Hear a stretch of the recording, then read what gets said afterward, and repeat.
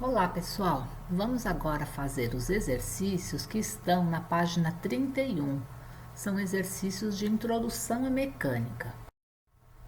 Então temos aqui mais uma aula de física de resolução de exercícios para o primeiro ano do ensino médio.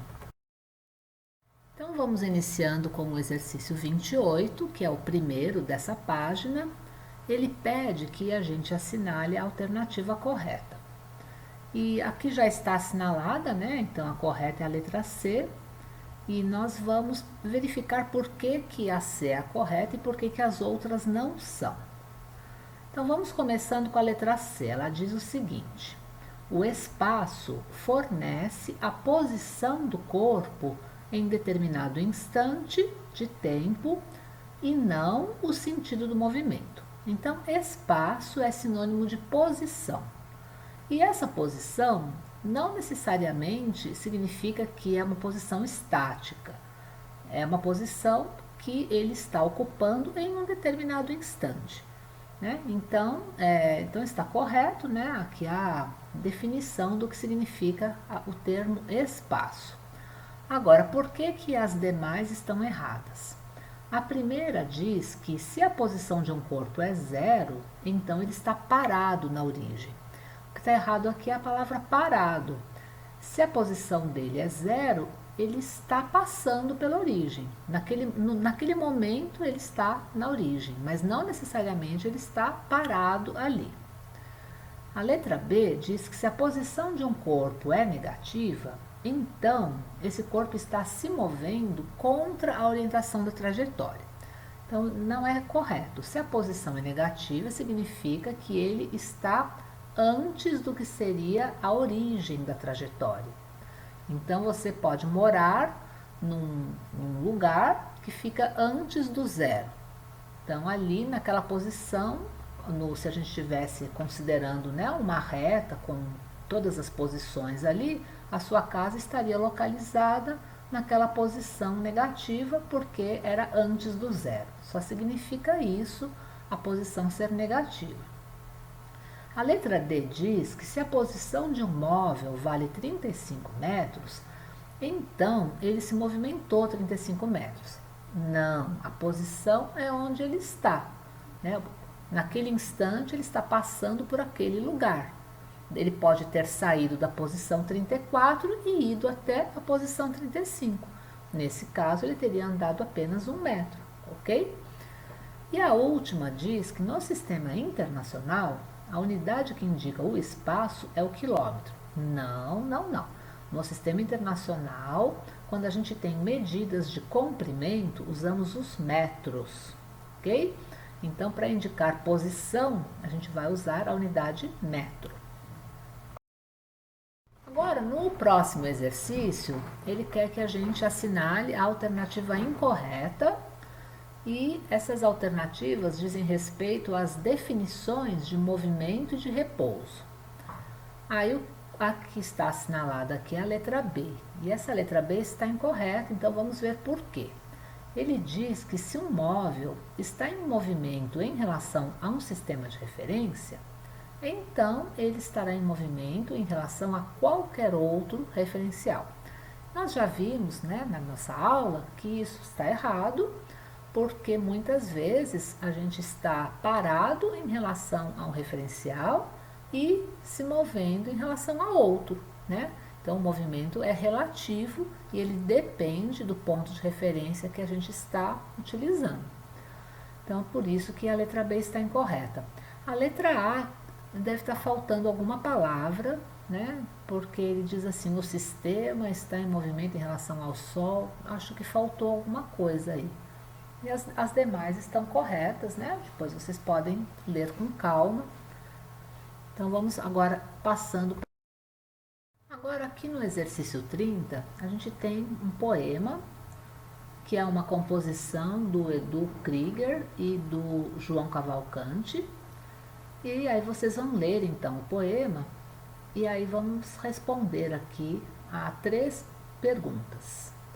A primeira, ele fala assim: na letra da canção, o compositor menciona várias vezes a expressão ponto de vista. Qual conceito de física essa expressão pode ser equivalente? Então, o ponto de vista é equivalente a gente falar ponto de referência ou referencial, né? Por isso, então, a letra C é a correta. E na pergunta B, ele fala assim: qual é o referencial adotado para os versos 1 e 5? Então, no verso 1, ele diz assim: do ponto de vista da Terra, quem gira é o Sol. Então, se a gente tomar a Terra como ponto de referência, a gente poderia dizer que o Sol está se movendo em relação à Terra, né? E aí, nesse caso, então, o ponto de referência do verso 1 seria a Terra. No verso 5, ele diz assim: do ponto de vista do mar, quem balança é a praia. Então, aí o mar seria o nosso ponto de referência, né? E na pergunta C, ele fala assim: na terceira estrofe, temos um fragmento que destaca a coexistência de pontos de vista diferentes. Como isso se aplica ao conceito de movimento e repouso de um corpo? Então, o que significa isso, né?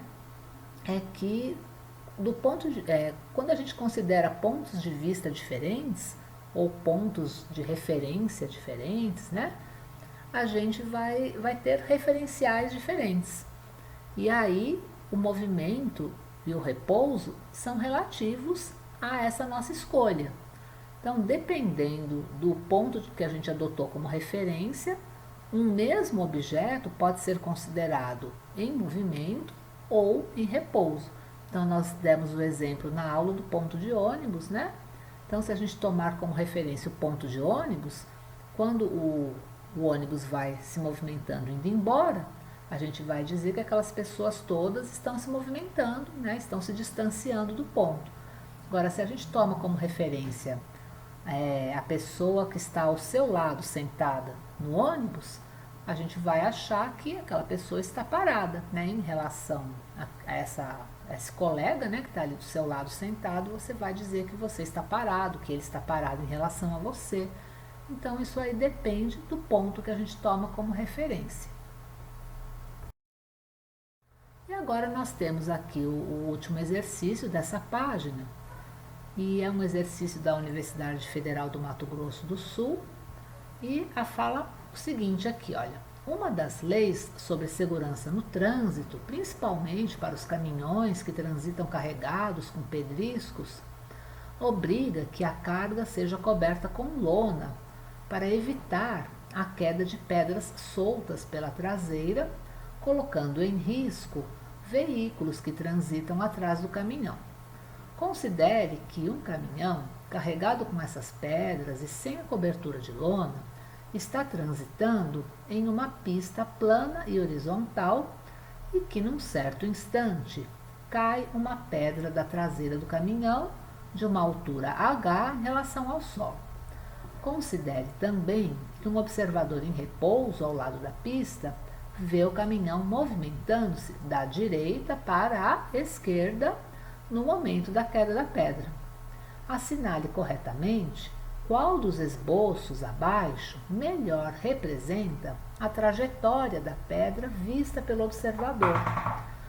Bom, a gente já sabe que quando a pedra está em cima do caminhão, tanto a pedra quanto o caminhão já tem uma velocidade. Essa velocidade é, no caso aqui do que ele falou, da direita para a esquerda. Então a pedra estava com essa velocidade quando ela caiu.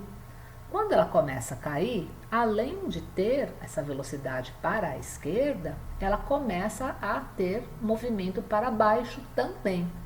Então nós teremos dois vetores de velocidade ao mesmo tempo. Um fazendo com que ela faça um movimento para a esquerda, porque a hora que ela cai do caminhão, ela continua, ela tem essa velocidade, ela não perde a velocidade quando ela cai.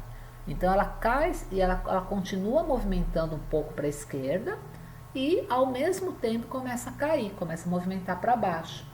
Então é por isso que o desenho que representa melhor essa situação está mostrado na letra D.